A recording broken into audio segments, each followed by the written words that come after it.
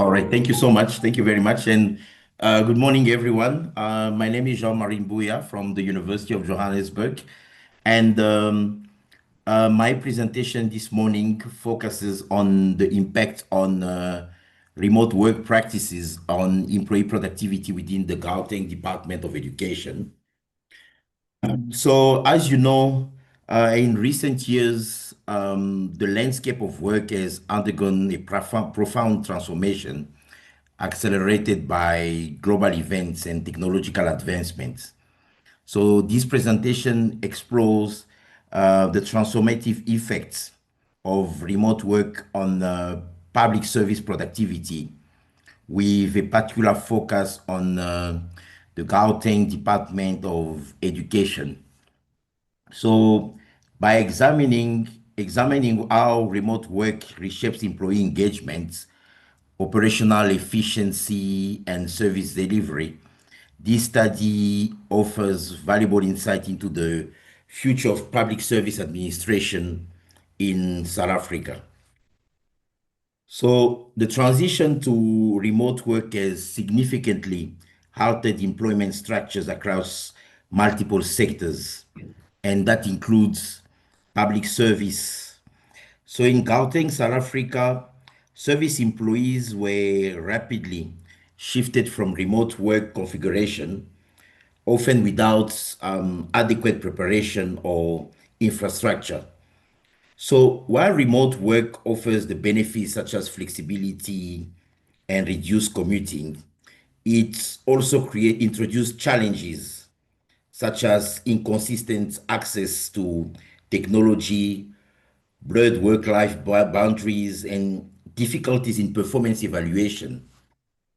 So this study therefore addresses this gap in understanding how these dynamics specifically affect productivity in educational administration. And it asks the following question: how do remote work practices influence the performance and engagement of public service employees in the Gauteng Department of Education? And what policy adjustments are needed to support this evolving work environment? So, in relation to the research methodology, uh, for this study, I employed a literature-based research methodology. So the findings of this study are purely based on available literature. So our findings are mainly based on peer-reviewed journals, government reports, and institutional publications. So key findings of the study. Some of the key findings of the study are the following. The first one, for instance, and that related to the contextual shifts. So the impact of remote work varies significantly depending on job roles, digital infrastructure, and organizational culture. So administrative roles with low interdependence tend to benefit more. Roles requiring real-time collaboration and direct oversight face greater challenges. So this underscores the need for tailored remote work policies that consider specific job function and operational demands.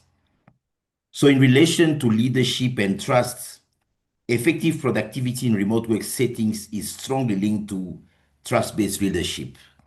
So leaders who set clear expectations and empower employees foster high engagement and outputs. In contrast, micromanagement and lack of autonomy contribute to employee disengagement and reduced performance, highlighting the importance of leadership development focused on remote work management skills. And in relation to digital literacy and infrastructure, uh, despite notable progress in ICT infrastructure across Gauteng, significant disparities remain, and particularly at district and school levels.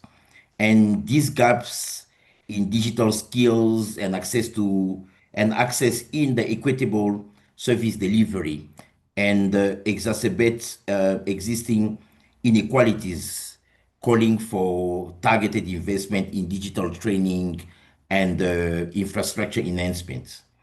So in relation to to cultural resistance, uh, a prevailing culture that equates physical presence with productivity poses a substantial barrier to remote work acceptance.